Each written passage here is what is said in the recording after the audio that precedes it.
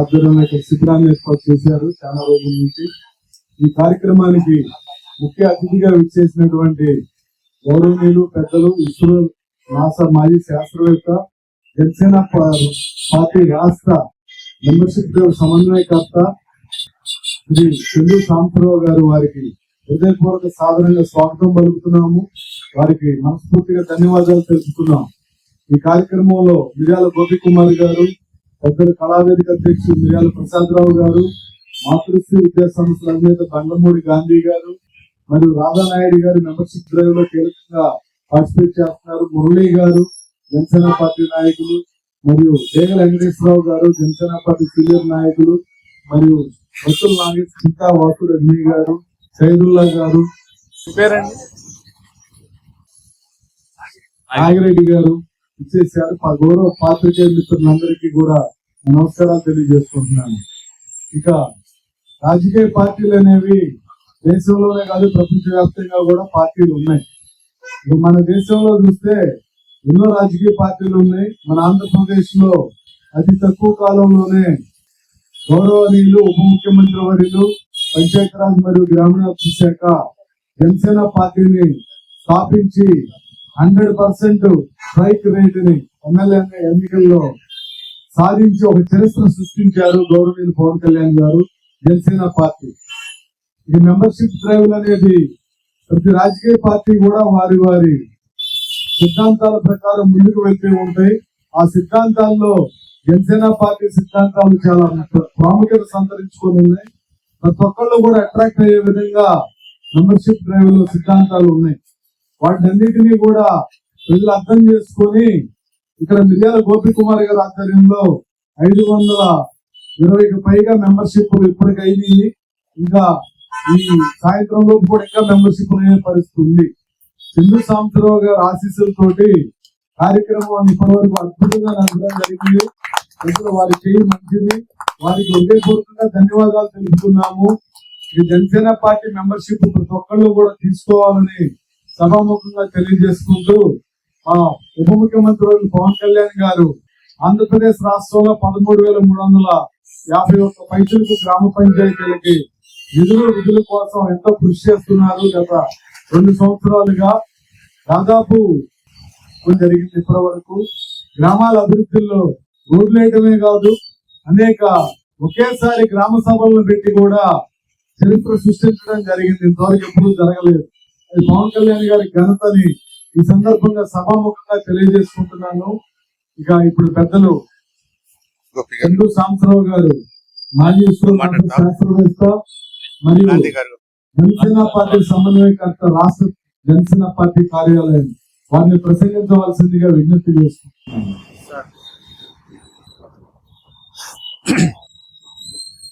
అందరికి నమస్కారం అండి.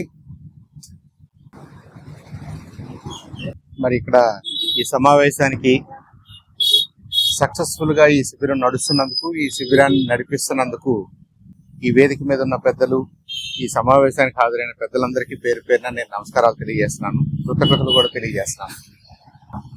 జాస్ వీరాంజనేయులు గారు కానివ్వండి, రాధా నాయుడు గారు కానివ్వండి, అలాగే గోపి గారికి అండదండగా ఉంటూ బండ్లమూడి గాంధీ గారు పెద్దలు, అలాగే మా పెద్ద ఆయన మిర్యాల ప్రసాదరావు గారు, పెద్దలందరూ కూడా, ఇక్కడ ఉన్న వాళ్ళందరూ కూడా రోజు ఉదయం నుంచి సాయంత్రం వరకు దీన్ని ఒక ఉద్యమం లాగా తీసుకుని ఈ టెంట్ లో కూర్చుని ఈ హైవే పక్కన ఈ నాయిస్ లో వెళ్లే వాళ్ళని వచ్చేవాళ్ళని పలకరిస్తూ వాళ్ళని ఆపి జనసేనలో సభ్యుడిగా చేరటం అంటే ఏంటి, జనసేనలో ఉద్యమిగా చేరటం అంటే ఏంటి, ఉద్యమిగా చేరినందువల్ల జనసేనకి బలం ఎలా పెరుగుతుంది, జనసేన బలపడితే ఈ రాష్ట్రానికి ఎలా మంచి జరుగుతుంది అనే విషయాల్ని నిరంతరం ఫిబ్రవరి 26 నుంచి ఇప్పటి వరకు కొనసాగిస్తున్నారు.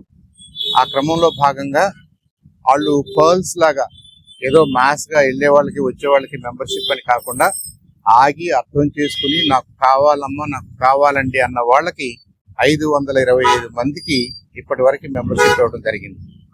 ఐ థింక్ ఇది చాలా అభినందనీయం. ఈ కార్యక్రమాన్ని ఇంత సక్సెస్ఫుల్ గా చేసిన సోదరులు పెద్దలు మిర్యాల గోపికృష్ణ గారికి ప్రత్యేకంగా అభినందనలు తెలియజేస్తూ, వారికి అండగా నిలబడినటువంటి పెద్దలందరికీ, కార్యకర్తలందరికీ కూడా ప్రత్యేకంగా ధన్యవాదాలు. అయితే ఇక్కడ ఈ సందర్భంగా మనం ఒకటి అర్థం చేసుకోవాల్సిన అవసరం ఉంది, మనందరం కూడా విశ్లేషించుకోవాల్సిన అవసరం ఒక పాయింట్ ఉంది. రాజకీయ పార్టీలు ప్రజాస్వామ్యంలో అనివార్యం, లేదా అదే బలం. అనివార్యం అనే కంటే కూడా ఒక డెమోక్రటిక్ ప్రాసెస్ జరగాలంటే మనం మన ఐడియాస్ ని ప్రజల్లోకి తీసుకెళ్లాలంటే, ప్రజల మద్దతు కోరాలనుకుంటే, ప్రజా ప్రతినిధులుగా గెలవాలనుకుంటే డెఫినెట్ గా ఇండివిజువల్ గా చేసే ప్రయత్నాల కంటే కూడా ఒక యూనిట్ గా, ఒక పార్టీగా ముందుకు రావడం అనేది చాలా ఈజీగా ఉంటుంది. కాబట్టి ప్రపంచం అంతా కూడా ఎక్కడైతే ప్రజాస్వామ్యం అని అంటున్నారో, ప్రజాస్వామ్య రకమైనటువంటి పరిపాలన సాగుతుందో, ప్రభుత్వాలు ఉన్నాయో ఆయా దేశాల్లో రాజకీయ పార్టీలు ఉన్నాయి. అయితే అమెరికా లాంటి దేశాల్లో 2-3 పార్టీల కంటే ఎక్కువ మనకు కనపడవు. భారతదేశంలో 2-3 వేల పార్టీలు మనం చూస్తున్నాం. ఇది డైవర్సిటీ. ఆ డైవర్సిటీని మనం బలహీనంగా చూడాల్సిన అవసరం లేదు. భారతదేశానికి ఉన్న గొప్పతనమే డైవర్సిటీ. మనకి భౌగోళికంగా కానివ్వండి, సామాజికంగా కానివ్వండి, భాషల పరంగా కానివ్వండి, సంస్కృతి పరంగా కానివ్వండి, భారతదేశానికంటూ ఒక సంస్కృతి ఉన్నప్పటికీ ఏ ప్రాంతానికి ఆ ప్రాంతం, ఏ జిల్లాకు ఆ జిల్లా, మళ్ళీ జిల్లాల్లో కూడా ప్రాంతాల వారీగా మనకి ఆహార వ్యవహారాలు మారిపోతాయి, మనం పెళ్లిళ్ళు చేసుకునే విధానాలు మారిపోతాయి, మన ఆహార్యం మారిపోతాయి, అన్ని మారిపోతాయి. అయినప్పటికీ మనకంటూ ఒక కామన్ థ్రెడ్ ఉంది, అదే భారతీయత. ఆ కామన్ థ్రెడ్ కోసం మనం భారతీయులు అనుకుంటూ మన ప్రభుత్వాన్ని ఏర్పాటు చేసుకున్నాం. ఆ ప్రభుత్వానికి ఫౌండేషన్ మన రాజ్యాంగం, రాజ్యాంగానికి ఫౌండేషన్ మరి ఇదేంటంటే ఒకటి ఉభయ కుశలోపరి అన్నట్టుగా, రాజ్యాంగం ఉంటేనే ప్రభుత్వం నడుస్తుంది, ప్రభుత్వం బాగా నడిస్తేనే రాజ్యాంగానికి విలువ ఉంటుంది. ఈ పరస్పరం ఈ రెండు జరగాలి అనుకున్నప్పుడు పార్టీలు, పొలిటికల్ పార్టీలు చాలా బాధ్యతాయుతంగా వ్యవహరించాల్సిన పరిస్థితి ఉంటుంది. పొలిటికల్ పార్టీ అనగానే మాకేదో క్రూడ్ స్ట్రెంత్ ఉంది, మాకు మొండిగా బలం ఉంది, మా దగ్గర సంఖ్యా బలం ఉంది కాబట్టి మేము రైటు అనే వాదన కరెక్ట్ కాదు. మీరు ఒక ఆశయం కోసం, ఒక సిద్ధాంతం కోసం, కొన్ని కారణాల కోసం మీరు పార్టీగా ఏర్పడినప్పుడు ఆ సిద్ధాంతాలని మరి ఆకళింపు చేసుకుని దానికోసం ప్రయత్నం చేసే కార్యకర్తలు ఉన్నప్పుడు, దానికోసం ప్రయత్నం చేస్తూ మీరు ముందుకు సాగినప్పుడు మాత్రమే ఆ పార్టీకి విలువ ఉంటుంది, ఆ పార్టీ విధానానికి విలువ ఉంటుంది, ఆ పార్టీ మీద ప్రజల్లో నమ్మకం ఏర్పడుతుంది. తద్వారా ప్రభుత్వాల్లోకి వచ్చినప్పుడు, ఆ పార్టీలు ప్రభుత్వాల్లోకి వచ్చినప్పుడు ప్రభుత్వం కూడా సజావుగా ప్రజల కోసం, ప్రజా సంక్షేమం కోసం పనిచేసే అవకాశాలు ఉంటాయి. కాబట్టి ఇదంతా కూడా మనం ఒకదాన్ని ఒకటి ముడిపడిపోయి ఉన్న అంశాలు. కాబట్టి మనందరం చైతన్యంతో ఏ పార్టీ అయినా కానివ్వండి, మీకు ఏ పార్టీ నచ్చినా తప్పు లేదు, కానీ ఆ పార్టీలో నచ్చిన ఒక మంచి విషయం కోసం మీరు నిలబడాలి. ఆ మంచి విషయాల కోసం నిలబడిన మంచి మనుషులకి చేతే ఆ పార్టీ నడవాలి. ఆ పార్టీలు మంచిగా నడుస్తున్నాయి కాబట్టి మన ప్రజాస్వామ్యం బాగుంటుంది. మరి అలాంటప్పుడు ఇన్ని వేల పార్టీలు ఎందుకండి? మన ఆంధ్రప్రదేశ్ లో ఇప్పుడు 10-15 పార్టీలు ప్రధానంగా ఉన్నాయి. దాంట్లో 4 మరి ఎలక్షన్స్ లో పోటీ చేస్తున్నాయి, ఎమ్మెల్యేలుగా రకరకాల స్థాయిల్లో వాళ్ళు ప్రజాప్రతినిధులుగా గెలుస్తున్నారు, ఈ ప్రభుత్వాన్ని నడిపిస్తున్నారు. ఇన్ని పార్టీలు ఎందుకు, అందరూ ఒక తాటి మీదకి రావచ్చు కదా అని అంటాం. అలాంటి ఆలోచనలు కూడా ఈ దేశంలో జరుగుతున్నాయి. 78 తర్వాత, 1978 తర్వాత ఆనాటి ఇందిరాగాంధీ గారు, ప్రధానమంత్రి గారు కొన్ని కారణాల వల్ల ఎమర్జెన్సీని ఇన్వోక్ చేస్తే, ఎమర్జెన్సీ అనేది మన విధానం కాదు, ప్రజాస్వామ్యానికి అది మంచిది కాదు అని చెప్పేసి దేశం అంతా కూడా దాన్ని ఒప్పుకోలేదు. దేశం అంతా తిరగబడింది. దేశం అంతా తిరగబడినప్పుడు కాంగ్రెస్ పార్టీ ఒక పక్కనుంటే మిగతా పార్టీలన్నీ కూడా ఒక తాటి మీదకి వచ్చినాయి. అంటే చిన్న చిన్న అంశాల్లో వాళ్ళకి విభేదాలు ఉన్నప్పటికీ, విధి విధానాలు వేరుగా ఉన్నప్పటికీ, ఒక జాతీయత, జాతీయ భావము, జాతికి దెబ్బ తగులుతుంది అనుకున్నప్పుడు వాళ్ళందరూ కూడా ఒక చోటకు వచ్చినటువంటి సందర్భం మనకి 78 తర్వాత మనం జనతా పార్టీ రూపంలో చూసాం. మళ్ళీ ఆ తర్వాత అంత పెద్ద అంశాలు ఏమీ లేవు కాబట్టి వాళ్ళ ప్రాంతీయ ఇంట్రెస్ట్లు, ప్రాంతీయ డిమాండ్స్, ఆశలు, ఆకాంక్షలను రిఫ్లెక్ట్ చేసేలాగా మళ్ళీ పార్టీలు విడివిడిగా ప్రయత్నం చేస్తున్నాయి. ఏ పార్టీలు విడివిడిగా ప్రయత్నం చేసినా, కలిసి ప్రయత్నం చేసినా, కూటమిగా చేసినా, ఇంకొక రకంగా చేసినా మనం గమనించాల్సింది ఏంటంటే ఆ ప్రజాస్వామ్య స్ఫూర్తిని, దేశ సంరక్షణని, దేశ సౌభ్రాతృత్వాన్ని కాపాడుకోవడం కోసం ఈ పార్టీలు పనిచేస్తున్నాయి. కాబట్టి ఏ పార్టీనైనా, ఏ పార్టీ వాళ్ళైనా సహృద్భావంతో, గౌరవంతో ఆ పొలిటికల్ పార్టీకి ఇవ్వాల్సిన రెస్పెక్ట్ మనం ఎప్పుడూ ఇవ్వాలి. ఇది మనందరం కూడా గమనించుకోవాల్సింది. వాళ్ళ పరిపాలనా విధానం నచ్చలేదు కాబట్టి, వాళ్ళు తీసుకున్న డెసిషన్స్ బాగుండలేదు కాబట్టి దాంట్లో ఉన్న ప్రతి కార్యకర్త విలన్ కాదు, దాంట్లో ఉన్న ప్రతి నాయకుడు విలన్ కాదు. వాళ్ళు ఓవరాల్ గా మంచి హృదయంతో ఈ దేశం కోసం ప్రయత్నం చేయాలని అనుకున్నారు. కానీ తప్పుడు నిర్ణయాలు జరగటం వల్ల ఆ నిర్ణయాలు ప్రభుత్వాలు ఆ ప్రజలు ఆమోదించకపోవడం వల్ల ఆ పార్టీలు ఓడిపోవడం జరుగుతుంది, కొత్త పార్టీలు వస్తాయి. ఇక్కడ మనిషి కాదు, పార్టీ కాదు ఇంపార్టెంట్, వాళ్ళు తీసుకున్న విధానపరమైన అంశాల మీద ప్రజలకు వ్యతిరేకత ఉందని మనం గమనించాలి. ఇందిరాగాంధీ గారు ఎమర్జెన్సీ ఇన్వోక్ చేయటం అనేది తప్పు అని ఈ దేశం భావించింది. కానీ అదే కాంగ్రెస్ పార్టీకి మళ్ళీ అవకాశాలు ఇచ్చారు. అంతకు ముందు అవకాశాలు ఇచ్చారు, ఆ తర్వాత అవకాశాలు ఇచ్చారు. ఆమెకు ఒకసారి లెసన్ మనం చెప్పాలి, this is not our way, this is not acceptable to us అని భారత ప్రజానీకం ఏకమైనంత మాత్రాన ఇందిరాగాంధీ గారిని తప్పుపట్టలేదు, ఇందిరాగాంధీ గారిని వద్దనుకోలేదు. ఇందిరాగాంధీ గారిని మళ్ళీ ప్రధానమంత్రిని చేశారు. అదే పార్టీ అనేక సార్లు ప్రధానమంత్రులుగా చేశారు. ఇవాళ కూడా ప్రధానమైన ఫోర్స్ గా ఉంది. కాబట్టి మన జన సైనికులందరికీ నా విన్నపం ఏంటంటే, మనం మంచి ఆశయాలతోటి ఒక మంచి నాయకుడితో పనిచేస్తున్నాం అనే సంతృప్తితో మనం పనిచేస్తున్నాం. అలాగే మిగతా పార్టీల్లో ఉన్న కార్యకర్తలు కూడా పనిచేస్తారు.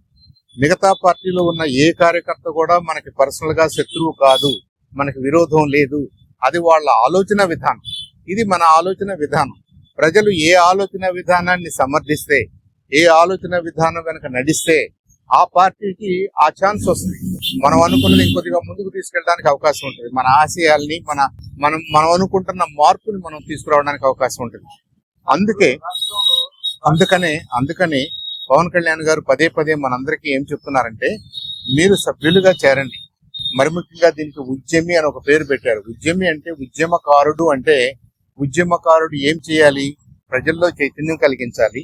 కామ్రేడరీ తోటి సంఘటితంగా ఒక విషయం మీద అవగాహన పెంచుకుంటూ ఆ విషయానికి నలుగురికి అర్థమయ్యేలాగా చెప్తూ ప్రజాస్వామిక పద్ధతిలో బలం సమకూర్చుకుంటూ మరి అది సాధించేలాగా ప్రయత్నం చేయాలి. మనం పొలిటికల్ సిస్టమ్ లో ఉన్నాం కాబట్టి పొలిటికల్ గా సాధించడానికి మనం ప్రయత్నం చేయాలి. ఇంకొక ఆల్టర్నేటివ్ లేదు, ఇంకొక ఆల్టర్నేటివ్ ఉండకూడదు. అది ప్రజాస్వామ్య స్ఫూర్తి. కాబట్టి ఇవాళ మన పార్టీలో చేరినటువంటి ప్రతి ఉద్యమి కూడా అలాంటి చైతన్య భావంతో చైతన్య మూర్తులుగా లోపలికి వచ్చారని నేను ఆశిస్తున్నాను, భావిస్తున్నాను. వాళ్ళందరూ కూడా మనందరం కలిసిగా ఉండి గుంటూరులో మన పరిస్థితులు, మన ప్రజానీకం ఎదుర్కొంటున్నటువంటి సమస్యలు, వాళ్ళ ఆశలు, వాళ్ళ ఆకాంక్షలు, రాబోయే తరాలకి మనం ఎలాంటి సిస్టమ్స్ ఇస్తే బాగుంటది, పిల్లల్ని మనం ఎలా గౌరవించాలి, పెద్దల్ని ఎలా గౌరవించాలి, మన వివిధ రంగాల్లో పనిచేస్తున్నటువంటి కార్మిక కర్షకుల్ని మనం ఎలా గౌరవించుకోవాలి, కాపాడుకోవాలి, ఇలా సమిష్టి బాధ్యత తీసుకోవడానికి ముందుకు వచ్చిన ఉద్యమకారులందరూ కూడా భవిష్యత్తులో మంచి ప్రజాప్రతినిధులుగా, మంచి నాయకులుగా మన జిల్లాకే కాదు, మన ఊరికే కాదు, మన జిల్లాకి, మన రాష్ట్రానికి, మన దేశానికి కూడా తలమానికంగా తయారయ్యే నాయకులుగా కావాలి. జనసేన ఏం చేయాలి, జనసేన ఎందుకు, జనసేనలో ఉద్యమి ఎందుకు అంటే, నేను ఒక మెంబర్షిప్ కార్యక్రమం దగ్గర నుంచి లీడర్షిప్ వరకు నేను వీళ్ళని తయారు చేయాలి, వీళ్ళని దేశానికి అందించాలి, ఇది నా కార్యక్రమం అని పవన్ కళ్యాణ్ గారు పదే పదే చెప్తున్నారు. ఆ ఆశయాన్ని మనం గౌరవించాలి, ఆ భావాల్ని మనం అందిపుచ్చుకోవాలి. కాబట్టి అది ఆయన ఒక్కడే చేయగలిగిన కార్యక్రమం కూడా కాదు. అది ఒక ఆశయంతో ర్యాలీ అవుతున్న ప్రతి ఒక్కరూ కూడా దాన్ని అర్థం చేసుకుని ఇంకో నలుగురిని కలుపుకొని మనందరం కూడా ఒక మంచి భావనతోటి, మంచి కార్యకర్తలాగా, మంచి నాయకుల్లాగా, మంచి ప్రజాప్రతినిధుల్లాగా ఉద్భవించిన నాడు మన ప్రజాస్వామ్యానికి నిజమైన గౌరవం, పటిష్టత, ప్రపంచంలో భారతదేశం పేరు మరింతగా ఇనుమడింపజేసే విధంగా మన ప్రయత్నం ఉంటుందని చెప్పేసి నేను పూర్తిగా నమ్ముతూ, మరి ఇంత సపోర్ట్ చేసినటువంటి మా టీం అందరికీ కూడా, మిర్యాల గోపీకుమార్ గారికి, వారి మిత్ర బృందానికి, వాళ్ళ సపోర్టర్స్ అందరికి కూడా పేరు పేరున ధన్యవాదాలు తెలియజేస్తున్నాను. అలాగే మీడియా మిత్రులకు కూడా, నన్ను 1-2 చోట్ల మీడియా మిత్రులు క్వశ్చన్ అడిగారు, ఆ పార్టీకి అంతమంది సభ్యులు చేరారండి, మీ పార్టీలో 20 లక్షలే అంటున్నారు, కాబట్టి మీరు చిన్న పార్టీనా అని అన్నాడు. ఇక్కడ సైజ్ డస్ నాట్ మ్యాటర్. అనేక సందర్భాల్లో చూసాం, మనం గతంలో చూసాము, ఇప్పుడు చూస్తున్నాం, ఫ్యూచర్ లో కూడా చూస్తాం. మీ భావాలు ఇంపార్టెంటే కానీ మీరు 10 మంది 100 మంది అనేది నిజంగా కౌంట్ కాదు. ఆ 100 మంది అనుకున్న వాళ్ళకు కూడా 5-10 మంది నిజంగా సహాయపడగలరు. కాబట్టి పవన్ కళ్యాణ్ గారు ఒక కేటలిస్ట్, ఒక పెద్ద వ్యవస్థలో ఆయన కేటలిస్ట్. మీకు ఒక పాల కొండ ఉందనుకుంటే దాంట్లో ఆయన తోడు లాంటి వాడు. ఆయన తోడుగా ఉంటేనే పెరుగవుద్ది, మజ్జిగ అవుద్ది, వెన్న అవుద్ది, నెయ్యి అవుద్ది, అన్నీ అవుద్ది. అదే మనం కొంతమంది నాయకులను చూసాం, వాళ్ళ ఆలోచనలు ఉప్పు కలులాగా తయారైంది కాబట్టి ఈ కుండలో ఉన్న పాలంతా కూడా చెడిపోయింది, ఎవరికీ ఉపయోగపడకుండా పోయింది. కాబట్టి అలాంటి నాయకత్వం మనకు అవసరం లేదు. నేను కెటలిస్ట్ గా ఉంటాను, నేను ఈస్ట్ గా ఉంటాను, నేను తోడుగా ఉంటాను, నేను ఈ పాలన కాపాడుతాను, ఇది మనందరిది అనే భావంలో ఆయన ఒక మంచి భావంతో స్లో బట్ స్టడీ, తొందర ఏం లేదు, మనం ఎక్కడికో పరిగెత్తుకెళ్ళి ఏదో సీట్లో కూర్చోవాలనేది ఆయన మనకు చెప్పలేదు. మన వంతుగా మనం ప్రయత్నం చేద్దాం, మన వంతుగా మనం మార్పు తీసుకొద్దాం. మార్పు ఎప్పుడు కష్టంగానే ఉంటుంది, బట్ మార్పు జరుగుతుంది కాబట్టి అంతవరకు ఉద్యమకారులు, సాధకులు, నాయకులు, కార్యకర్తలు, అలాగే జనరల్ ప్రజానీకం కూడా అర్థం చేసుకుని సపోర్ట్ చేస్తూ పవన్ కళ్యాణ్ గారిని ఆశీర్వదించాలని చెప్పేసి మనస్ఫూర్తిగా కోరుకుంటూ అందరికీ కూడా నమస్కారం, ధన్యవాదాలు. ఎలక్ట్రానిక్ మీడియా సోదరులకు నా హృదయపూర్వక నమస్కారాలు తెలియజేసుకుంటూ, మరి మా అధినాయకుడు జనసేనాని పవన్ కళ్యాణ్ గారి యొక్క ఆదేశానుసారం రాష్ట్రంలో చేపట్టినటువంటి ఈ ఉద్యమీ కార్యక్రమం ఒక ఉధృతంగా సుమారు ఒక 20 లక్షల పైచులకు ఇప్పటికే ఈ సభ్యత్వ నమోదు చేయడం జరిగింది. మరి అందులో భాగంగా మన గుంటూరు నగరంలో కూడా చాలా విస్తృతంగా ఈ కార్యక్రమం నిర్వహించడం మన రాష్ట్ర సమన్వయకర్త అయినటువంటి మన చందు సాంబశివరావు గారి యొక్క అడుగు జాడల్లో మేము అందరం కూడా కృషి చేసి మరి విస్తృతంగా ఈ కార్యక్రమాన్ని మేము నగరంలో నిర్వహించుకోవడం జరిగింది. అందులో భాగంగా అమరావతి రోడ్ లో ప్రత్యేకంగా మేము ఈ కార్యక్రమాన్ని గత 20 రోజుల నుంచి కూడా నిర్విరామంగా నిర్వహించుకోవడం జరిగింది. మరి మాకు సహకరించినటువంటి నా మిత్రులందరూ కూడా హృదయపూర్వక ధన్యవాదాలు తెలియజేసుకుంటున్నాం. మరి జనసేనాని ఒక మంచి ఆశయంతో పార్టీని స్థాపించడం జరిగింది. ఆ ఆశయం కోసం హర్నిశలో కృషి చేస్తామని సందర్భంగా తెలియజేసుకుంటూ, మరి లాస్ట్ టైం ఎలక్షన్స్ లో మొన్న మేము ఎంతో కృషి చేసి మరి పార్టీని గెలిపించుకున్నాం. రేపు మరి ఉద్యమీ కార్యక్రమం మెంబర్షిప్ కూడా ఎంతో గొప్పగా మేము చేయడం జరిగింది. రేపు రాబోయే కాలంలో కూడా పార్టీని ఇంకా మరింత బలంగా ముందుకు తీసుకెళ్తామని ఈ సందర్భంగా తెలియజేసుకుంటూ, మరి చందు సాంబశివరావు గారి యొక్క అడుగుదలలో ముందు మేము మా జనసేనాని గారి యొక్క సూచనల మేరకు మేము పనిచేస్తామని చెప్పి సందర్భంగా తెలియజేసుకుంటున్నాం.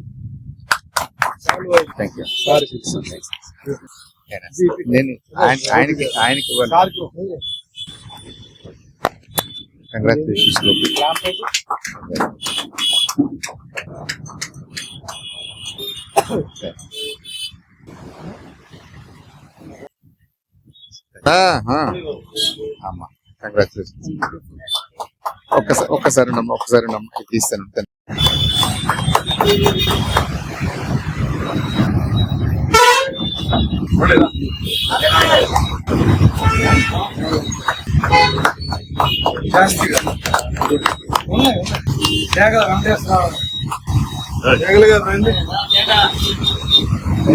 జనసేన నాయకులు డాగల వెంకటేశ్వరరావు గారు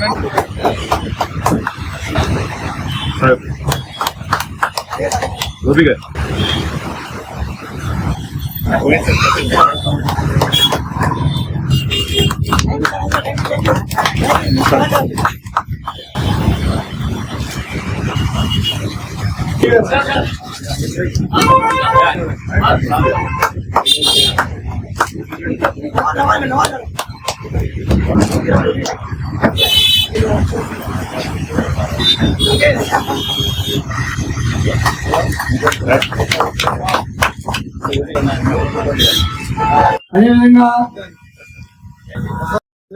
అంటే ఈయనకి ఇస్తే ఏమవుతుంది, భారతీయ సాంస్కృతిక కళావేదిక వ్యవస్థాపక అధ్యక్షులు మిరియాల ప్రసాదరావు గారిని శ్రీ చందు సాంబశివరావు గారు అభినందిస్తున్నారు. అదేవిధంగా మన రాష్ట్ర ఉప ముఖ్యమంత్రి పవన్ కళ్యాణ్ గారి ఆదేశాల మేరకు చందు సాంబశివరావు గారి యొక్క అడుగుజాడలో శ్రీ మిరియాల గోపి కుమార్ గారి యొక్క నాయకత్వం బలపరచడానికి వచ్చినటువంటి ఇక్కడ వచ్చినటువంటి ప్రతి ఒక్కరికి కూడా పేరు పేరున ధన్యవాదాలు తెలియజేస్తూ ఈ కార్యక్రమం, ఈ యొక్క సభ్యత్వ నమోదు కార్యక్రమం ఇలానే కొనసాగించాలని ఎప్పటి వరకు అయితే ఉందో అంతవరకు చేస్తూ ఈ యొక్క 500+ 555 దాని తర్వాత 600 కూడా అవ్వాలని చెప్పేసి ఒకసారి చప్పట్లు కొట్టవలసిందిగా కోరుతున్నాం. దీనికి సహకరించినటువంటి మా నాయకులు ఇస్రో నాసా శాస్త్రవేత్త అయినటువంటి చందు సాంబశివరావు గారికి, పంచాయతీరాజ్ ఉపాధ్యక్షులు శ్రీ జాస్తి వీరాంజలి గారికి, అదేవిధంగా గోపి కుమార్ గారి యొక్క నాయకత్వాన్ని బలపరచడానికి ప్రతి ఒక్కరికి కూడా పేరు పేరున ధన్యవాదాలు తెలియజేస్తూ ఈ యొక్క సభని ఇంతతో ముగిస్తున్నాం.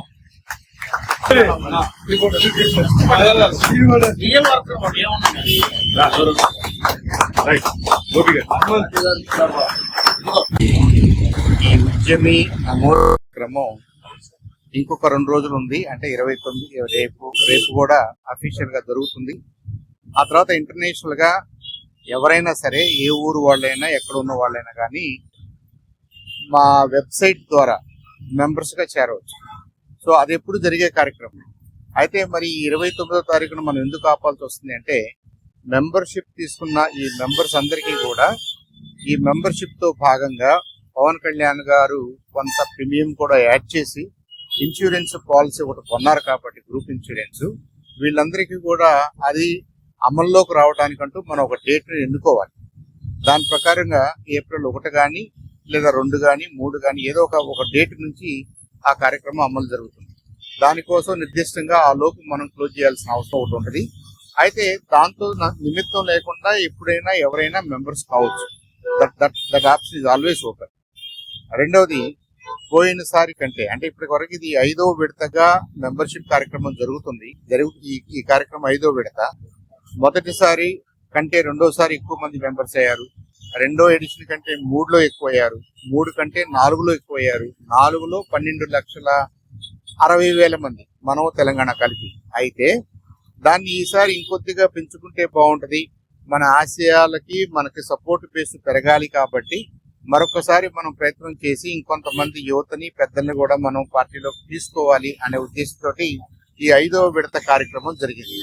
ఇప్పటి వరకు 18 లక్షల పైచులకు 18-19 మధ్యలో ఉంది. కానీ 1 రోజు 2 రోజుల తర్వాత మొత్తం టాలీ చేసుకున్న తర్వాత నా ఉద్దేశం ఇది 20 లక్షలకు చేరుతుంది. 20 లక్షలు అనేది very good number for Janasena party అనేది మా ఉద్దేశం. ఎందుకంటే మా స్టైల్ ఆఫ్ మెంబర్షిప్ ఎన్రోల్మెంట్ ఎలా ఉంటుందో మీరు అందరూ చూశారు. మనం ఏదో ఇంటింటికి వెళ్ళి వరుసనే వాళ్ళ పేర్లు వీళ్ళ పేర్లు రాసుకోవడం అనేది ఇక్కడ ఉద్దేశం కాదు. ఎవరికైతే జనసేనాని లక్ష్యాలు, జనసేన విధి విధానాలు, వాటి మీద కొంత అవగాహన, కొంత మేము కూడా ఉంటే బాగుంటుంది, మేము కూడా దీన్ని సపోర్ట్ చేస్తాము అని ఆ భావన ఉంటే మాత్రమే ఉద్యమిగా చేర్చుకుంటున్నారు. కాబట్టి ఈ ప్రాసెస్ కొద్దిగా స్లోగా ఉంటుంది.